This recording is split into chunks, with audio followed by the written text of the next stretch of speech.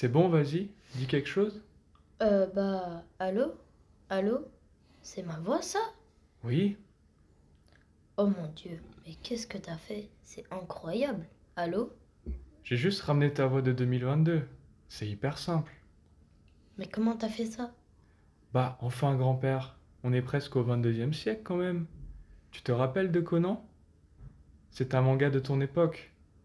Il avait un nœud papillon qui lui faisait changer de voix. Ah ouais, putain, j'aurais jamais pensé pouvoir utiliser les trucs de Allez, Commandant. remets-toi, grand-père. T'es prêt? On peut commencer?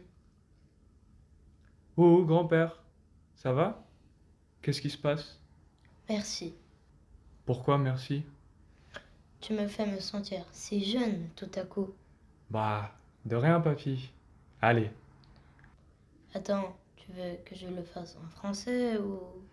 Oui, on va parler en français, oui. T'es sûr? Tu veux pas que je parle ouïghour du tout? Non, Sûr, sûr? j'ai dit non. Ok, ok. Doucement, mon lapin. On y va.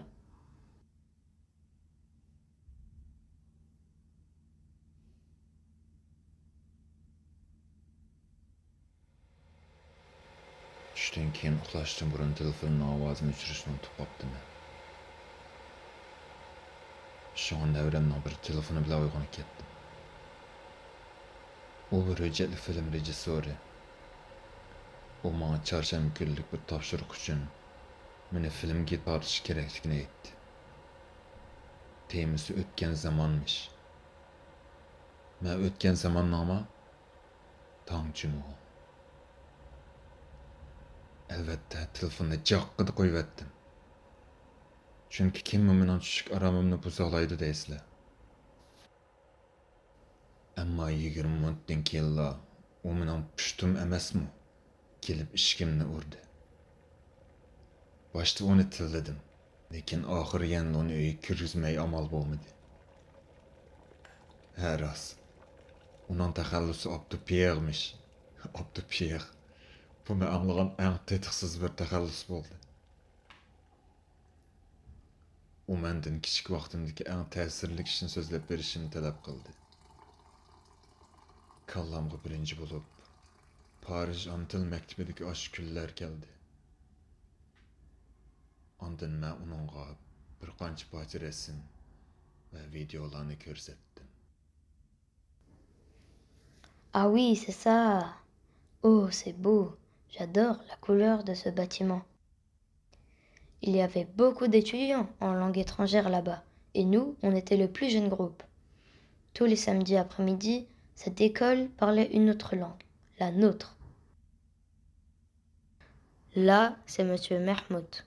C'était le directeur de l'école. C'était lui qui organisait tous les cours et la relation avec nos parents. Ah, celui-là, c'est Merdan, qui enseignait aux enfants plus âgés. Et celle-ci, c'est Aïjamal. Elle s'occupait de la moyenne section. Et elle, c'est Madame Adile, qui enseignait surtout aux plus petits qui n'avaient pas de base en ouïghour écrit. Ah oui, et là, c'est Gineste, notre prof de musique.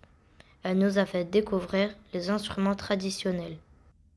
Et on avait aussi plein d'autres profs qui venaient les remplacer quand il y avait besoin. Et en plus des cours de langue, on avait aussi des cours de culture.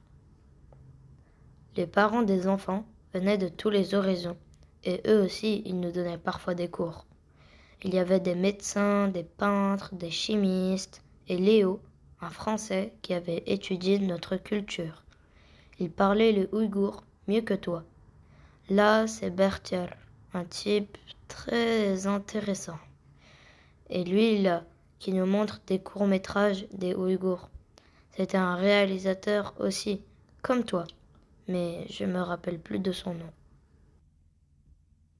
Mon Dieu, qu'est-ce qu'on écrivait mal. Mais on était super fiers. On a vraiment passé des super moments ensemble. Qu'est-ce qu'on a pu rigoler. On jouait tout le temps. Je me demande souvent ce qu'ils sont devenus.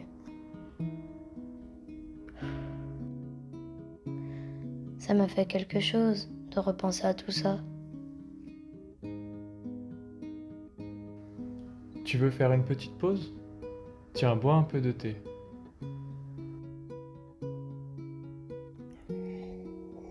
Pourquoi t'as choisi 2022? Parce que 2022 représente quelque chose de spécial pour moi. C'est un peu le berceau de mes souvenirs. Avant ça, j'étais très naïf. Beaucoup de choses se sont passées cette année-là et ça m'a fait grandir. Quoi par exemple? En 2022, le monde entier sortait d'une épidémie de 3 ans et on enlevait enfin nos masques. La Russie a envahi l'Ukraine et ça a complètement changé la situation en Europe. C'est ça qui a esquissé l'Europe telle que tu la connais aujourd'hui. On avait aussi un étudiant ukrainien dans notre classe à l'époque. Il s'appelait Sacha et il était assis à côté de moi. Je lui ai appris quelques mots de ouïghour et il m'a appris quelques mots d'ukrainien. Et en France, cette année-là, pour nous, l'événement le plus important, c'était en janvier. L'Assemblée nationale française a reconnu que la Chine a commis un génocide contre les Ouïghours par un vote quasi unanime. C'est comme si j'avais soudainement grandi cette année-là. T'as bien dû avoir une année un peu comme ça, non? On en a tous une. Mais pourquoi tu as choisi cet endroit-là et pas un autre? Pourquoi cet endroit? Tu vois, l'accent mis par les Français sur l'enseignement des langues lui a permis de rester pendant des siècles un centre de la culture mondiale. Vous avez dû lire la dernière classe de Daudet à l'école et comment les Français ont résisté pour transmettre leur langue maternelle face aux envahisseurs. En fait, nous les Ouïghours, on est entrés dans une nouvelle ère à partir des années 1930 grâce à un homme qui s'est battu pour révolutionner tout notre système éducatif. Il s'appelait Memteli Taoufik, en français évidemment. Memteli Taoufik. La France nous a donné à nous, enfants ouïghours nés à l'étranger, mais aussi à beaucoup d'enfants d'autres nationalités, la possibilité d'apprendre notre langue maternelle quand nous avions perdu ce droit dans notre propre pays. L'école ouïghour de Paris nous donne non seulement la chance d'apprendre notre langue maternelle, mais elle nous permet également de sauvegarder notre identité collective en tant que Ouïghours. Ok, je comprends.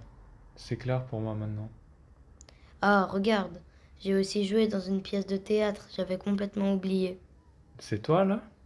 Mais non, t'es con, tu ne peux même pas reconnaître ton grand-père? C'était quand?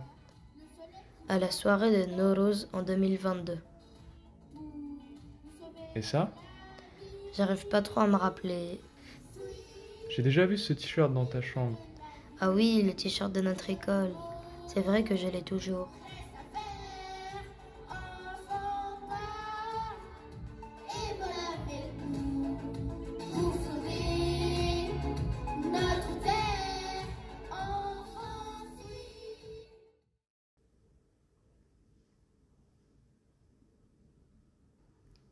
Tu le veux? Il est à toi, je te le donne. Mais je peux pas le porter. Donne-le à ton bébé alors. Il va grandir vite. Attends, je te l'apporte.